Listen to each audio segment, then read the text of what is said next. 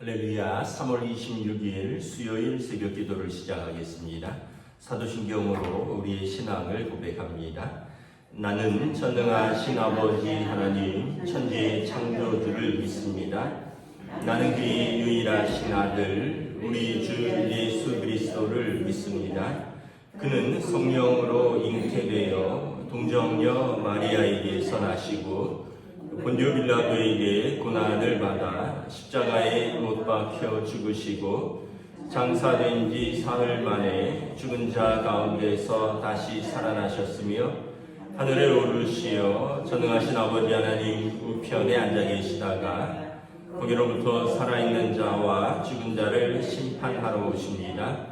나는 성령을 믿으며 거룩한 공교회와 성도의 교제와 죄를 용서받는 것과 몸의 부활과 영생을 믿습니다. 아멘. 찬송가 264장 찬양하시겠습니다. 찬송가 264장입니다.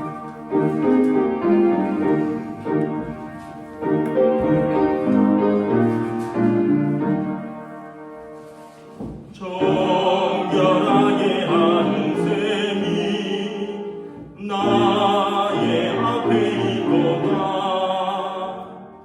성령께서 본거하시 죄 씻으라시네. 찬양하리 찬양하리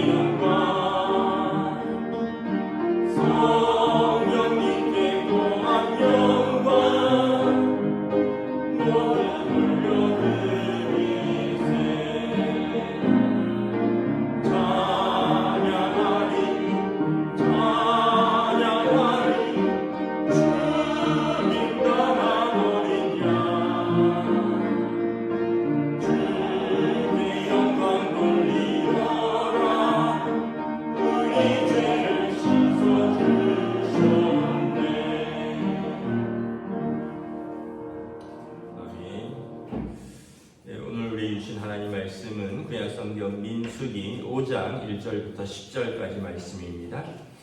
민수기 5장 1절부터 10절까지 말씀입니다.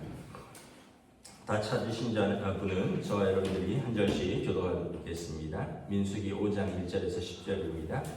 여호와께서 모세에게 말씀하여 이르시되 이스라엘 자손에게 명령하여 모든 나병 먹은 자와 유출증이 있는 자와 죽음으로 부정하게 된 자를 다 진영 밖으로 내보내되 남녀를 막론하고 다 진영 밖으로 내보내어 그들이 진영을 더럽히게 하지 말라.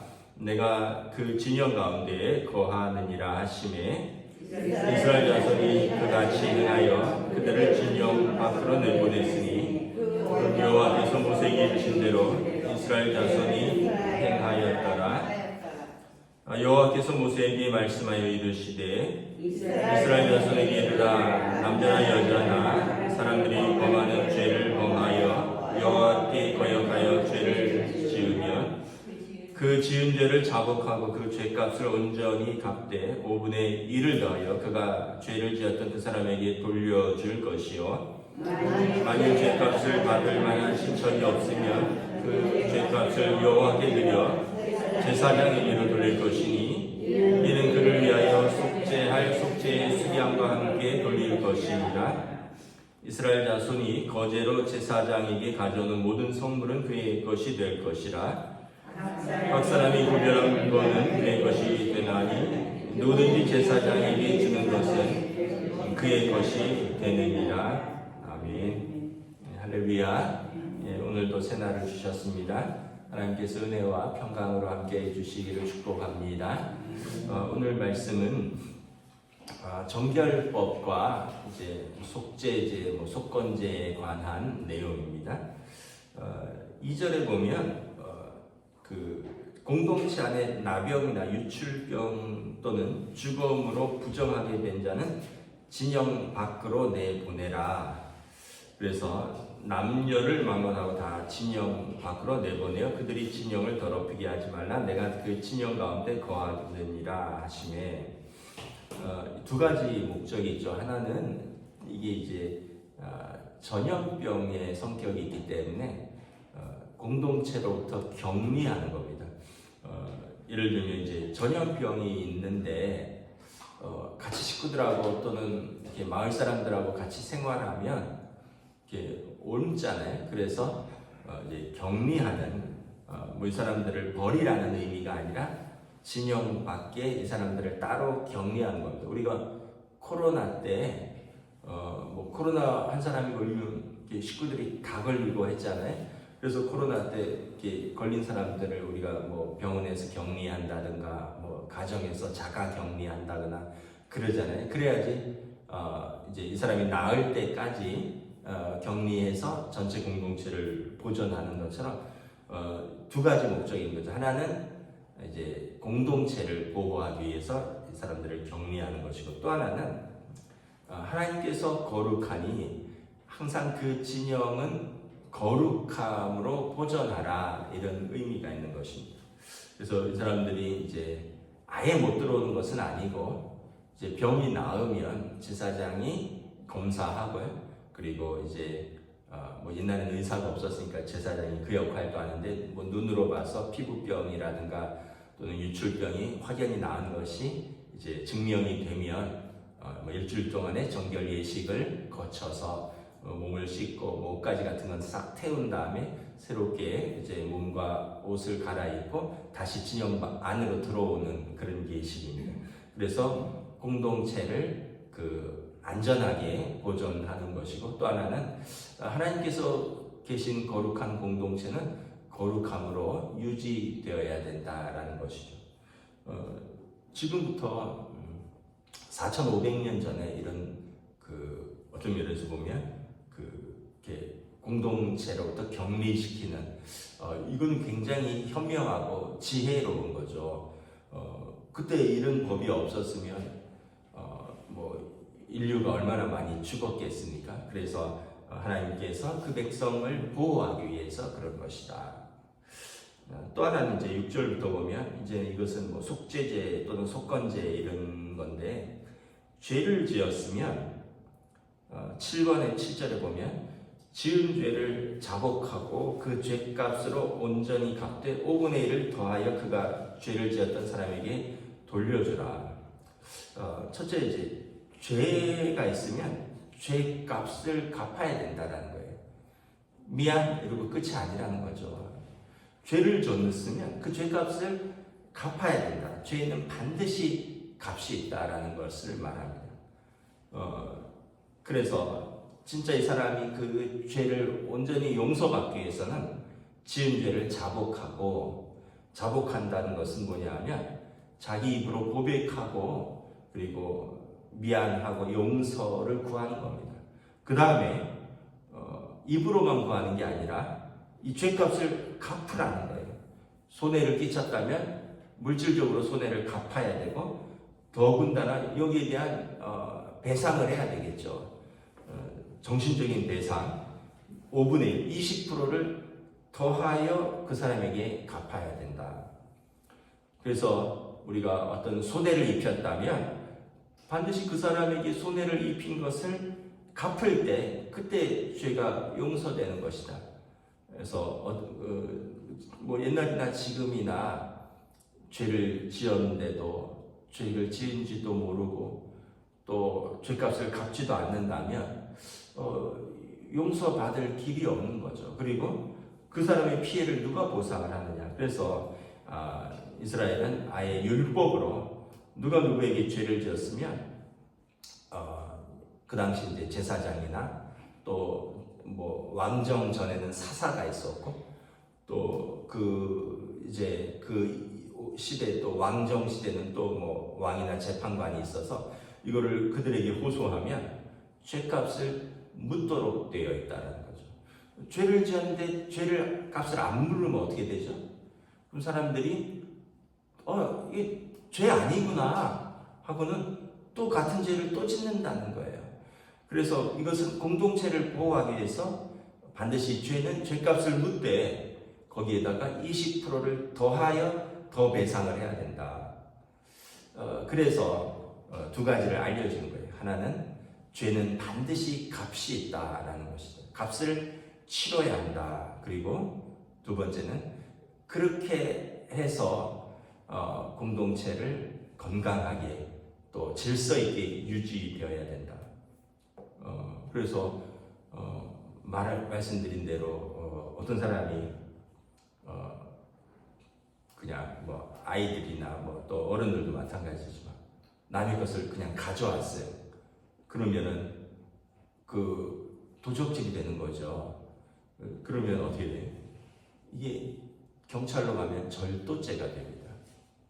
그러면 이걸 해결하기 위해서 어떻게 돼요? 합의를 봐야 되거든요.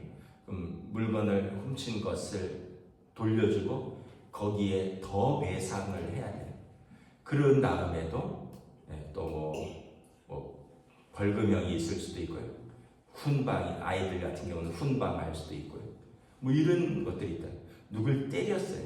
그럼 폭행죄. 그러면은 미안 끝나는 게 아니에요. 그 사람의 병원비, 병원 다니는데 생활하지 못한 거 다 배상을 해야 돼요. 그리고 나서도 고소를 취하했어도 이제 뭐 어떤 다른 또 사법적인 절차가 또 남아 있을 수 있다는 거죠. 그래서 우리가 이 건강한 사회는 이제 죄를 용납하지 않는 사회라는 거예요. 그렇지 않으면 사람들이 이 죄에 대한 면허를 주는 거예요. 남의 거 그냥 가져가도 미안 이러면 되는구나. 남 때려도 아유 미안 이러면 되는구나. 이렇게 돼버리면 안 된다는 거죠. 그래서 반드시 죄는 죄값을 묻는다. 이게 이제 법치주의고 이게 어떻게 보면 건강한 사회다. 그래서 예수님께서 우리 죄값을 치르신 거예요. 예수님께서 저와 여러분들의 죄를 짊어지고 십자가에 죽으신 거예요. 왜냐하면 로마서에 보면 죄값은 사망이라. 그래서 반드시 우리 죄의 결과는 죽음으로서 나타나는데 예수님께서 당신의 생명으로서 우리 생명을 사셨다는 거죠. 그래서 예수님께서 저와 여러분들의 죄값을 십자가에서 지셨는데 이것을 속량이라고 합니다. 속량은 이렇게 돈을 지불했다는 거예요. 이 속건제가 죄값을 5분의 1을 더하면서 지불하는 것처럼 이것은 예수님께서 생명을 생명으로 사셨다, 속량하셨다. 그래서 십자가의 속량으로 우리를 값없이 의롭다 하셨다라는 거죠. 그리고 이제 거듭난 사람들은 이제 이러한 마음으로 사는 거죠. 삭개오 보셔요. 삭개오가 뭐라고 했습니까? 예수님을 만나고 뽕나무에 올라갔던 삭개오가 내가 자기 재산의 절반을 팔아서 가난한 자들을 구제하고 남을 속여서 빼앗은 것이 있다면 어떻게 했어요? 4배나 갚겠나이다. 율법에 의하면 그 사람을 속여서 빼앗은 거에 5분의 1만 더 갚으면 돼요. 예를 들어서 100만 원을 속여서 빼앗았다.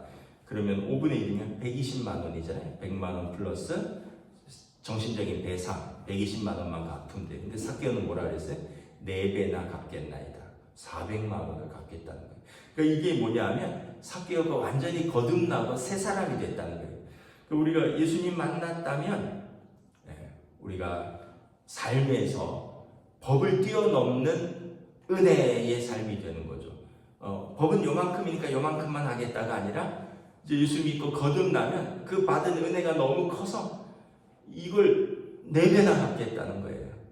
그러니까 이제 우리가 남을 더 사랑하고 남을 더 용서하고 남에 대해서 베풀고 이런 것이 이제 아깝지가 않은 거예요. 왜냐하면 내가 받은 은혜가 너무 크니까, 내가 받은 그 구원이 너무 감사하니까 이걸 이제 아깝지가 않은 거죠. 삭개오가 얼마나 인색한 사람이었어요. 그 사람이 세리였잖아요. 돈에 굉장히 밝은 사람이에요. 숫자에 밝은 사람이고 다른 사람들 거 이렇게 어떻게 보면 합법적인 모습으로 이거를 이렇게 거두어서 자기가 이렇게 갈취하는데 전문가입니다. 그런데도 돈에 그렇게 밝은 사람이 예수님 만나고 나니까 돈에 대한 개념이 없어져 버리잖아요. 어떻게 모은 건데 재산의 절반을 팔아서 가난한 자들을 구제합니까?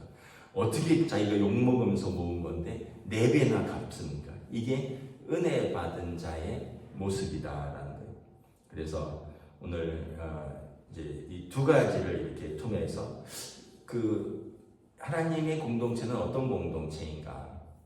첫째는 부정한 것으로부터 거룩하게 구별된 공동체다라는 것을 말씀드리고, 또 하나는 이 죄를 용납하지 않는 공동체다. 그리고 죄는 반드시 값이 따르고 그 죄를 용서받기 위해서는 그 죄에 대한 회개, 용서에 대한 자복이 있어야 되고, 그리고 거기에 대한 죄값을 치르고 2분의 1의 배상, 20%의 배상을 통해서 용서의 절차를 밟아야 된다는 거예요. 그렇지 않으면 진정한 회개가 될 수 없다. 그렇지 않으면 진정한 용서가 될 수 없다라는 것을 말하는 것입니다. 그리고 예수님께서 저와 여러분들의 위하여 그냥 하늘에서도 너희를 구원하노라 할 수도 있지만, 아까 얘기했듯이 그럼 죄값을 말로만 때우는 게 되잖아요. 그래서 예수님께서도 당신의 생명으로 십자가를 지심으로 우리 죄값을 친히 감당하셨다라는 것입니다. 우리가 다시 한번 우리는 어떤 사람들인가? 예수님으로 말미암아 은혜를 입고 구원받은 사람들이고, 우리는 원래 죄인이지만 이 죄를 용서받은 죄인이다. 항상 기억하시오. 나는 의인이라고 하는 것이 아니라 용서받은 죄인이다. 이렇게 생각하면 여러분 그렇게 내세울 것도 없고요. 그렇게 자랑할 것도 없습니다. 용서받은 건데 뭐. 원래 죄가 없으면 자랑할 게 있죠. 내세울 것도 있죠. 근데 죄가 있는데 죄를 용서받은 거예요. 그럼 용서받은 사람은 미안할 뿐이죠. 고마울 뿐이죠.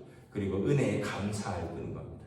이게 여러분 하나님 앞에서 이제 용서받은 우리의 모습인 것입니다. 오늘 하루도 여러분 이 은혜의 삶, 또 정결하고 거룩한 삶, 또 용서받은 이 은혜를 또 잘 붙들고 믿음으로 살아가는 복된 하루 되시기를 주님의 이름으로 축복합니다. 기도하겠습니다. 하나님의 은혜를 감사합니다. 이제 이스라엘 공동체는 하나님이 함께 하시니 그들 가운데 부정한 것이 있어서는 안 될 것이요, 또한 그들 가운데 죄가 있어서도 안 될 것이다 말씀합니다. 부정한 것이 있는 자들은 진 밖으로 격리하여 공동체를 부정한 것으로부터 보존할 것이요, 죄를 지은 자는 자기 입으로 자복하여 회개하고 그리고 죄값을 반드시 갚아야 하되 손해 본 것의 20%를 더하여 그의 진정성을 하나님과 손해 본 사람에게 입증하여 용서를 받도록 하라. 죄는 반드시 값이 따른다는 것을 보여주므로 모든 사람들이 죄에 대한 경각심을 받고 이스라엘은 죄로부터 자신을 지키려고 하는 공동체라는 것을 또 율법을 통하여 말씀하십니다. 우리가 예수님 안에서 거듭난 자들입니다. 우리가 예수님 밖에 있을 때는 부정한지도 몰랐고 죄를 짓고도 이것이 죄인지도 모르고 또는 뻔뻔하게도 죄인 줄 알면서도 뭐 다 그렇게 사는데 뭘 하지만 우리가 예수님을 믿었고 이제 그 안에 들어오면 이제는 우리는 거룩한 공동체가 되었고 또 예수님께서 나의 죄를 생명으로 갚으신 것을 알기에 또 우리가 얼마나 이제는 죄에 대해서 민감하고 또 하나님께서 싫어하시는 것, 예수님께서 생명을 다하신 우리의 죄를 우리가 다시 죄 가운데 들어가는 것이 얼마나 이것이 하나님을 걱정하게 하는 것인가를 또 깨닫습니다. 그러므로 우리가 은혜 받은 자로서 또 용서받은 자로서 또 믿음으로 살고 은혜로 사는 것에 집중하는 것을 바라봅니다. 오늘 다시 한번 또 하나님의 공동체는, 하나님의 백성은 어떤 사람들인가 우리가 생각하며 오늘 하루도 거룩하고 또 정결하며 또 믿음으로 살아가는 하루로 인도하여 주시옵소서. 감사를 드리오며 우리 주 예수 그리스도의 이름으로 기도드리옵나이다. 아멘. 하늘에 계신 우리 아버지의 이름을 거룩하게 하시며 아버지의 나라가 오게 하시며 아버지의 뜻이 하늘에서와 같이 땅에서도 이루어지게 하소서.